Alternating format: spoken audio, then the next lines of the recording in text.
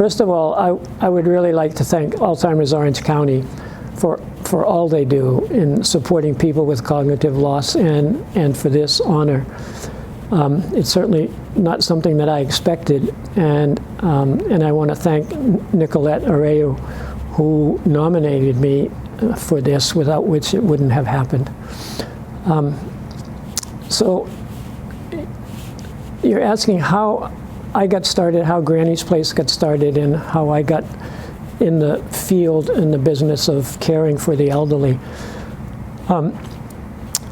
When we moved, my wife Robin and I moved to California, we moved her grandmother, who had been in a skilled nursing facility in Philadelphia. And so she ended up in a facility here that was run by the same owner. And after a short while, she just wasn't happy with all of the things in her care. And so we rented a house and hired a full-time caregiver to take care of her. And in 3 weeks, her health had improved so dramatically that I was inspired by that. Marina Toro, who was that caregiver, was also the person with whom I started Granny's Place 3 years later in a house that we had purchased, and I had gotten a license for the home and for myself as an administrator. And it was the way that Marina did it so well that gave me the courage and determination to do it myself. So she and I were the two caregivers for the first year that I started Granny's Place.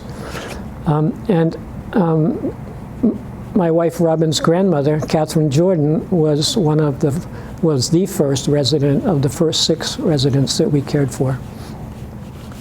My inspiration to start was really from my wife Robin, in the way she loved and took care of her grandmother. And I learned a lot from that at the beginning.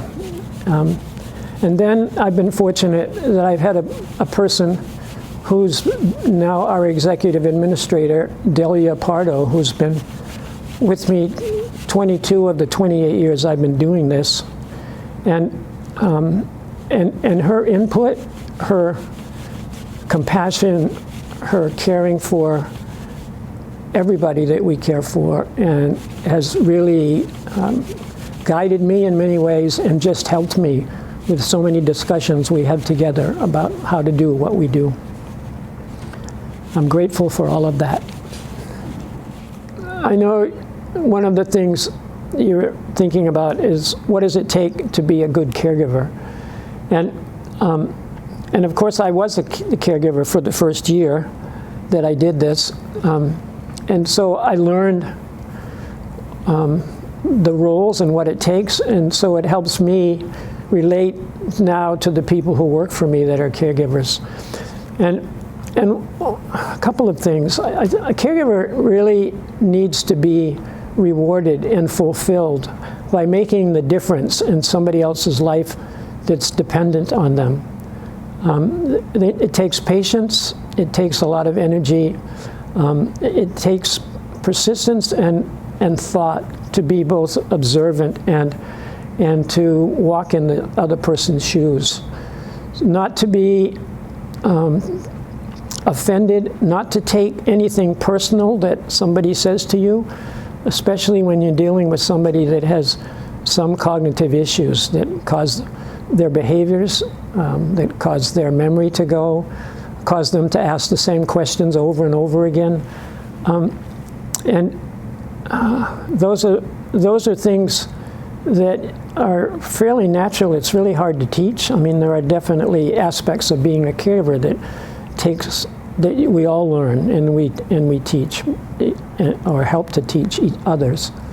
But I think it's important that caregivers have fun in what they do, and that they support each other and they maintain a sense of humor even when things are happening that are stressful.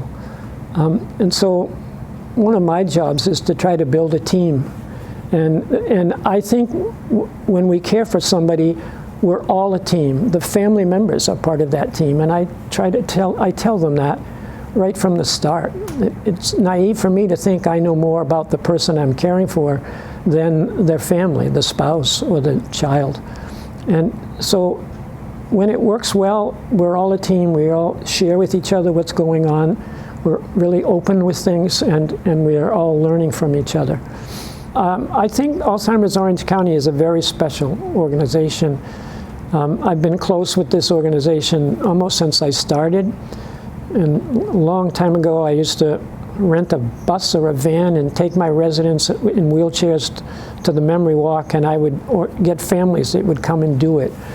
So I just want to thank Alzheimer's Orange County for this honor, but for what you have done and the stability in Orange County, in the guidance, in the education, in the resource that you've provided for all of the people that are affected by some form of cognitive loss. And that's not just the individuals that are experiencing it, but it's all their extended families that are also grieving and dealing with it and don't necessarily understand it and need help with that. I want to thank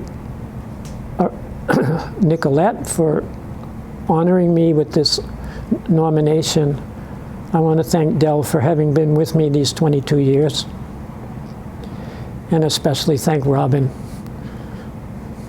for teaching me how to love the elderly the way she did her grandmother.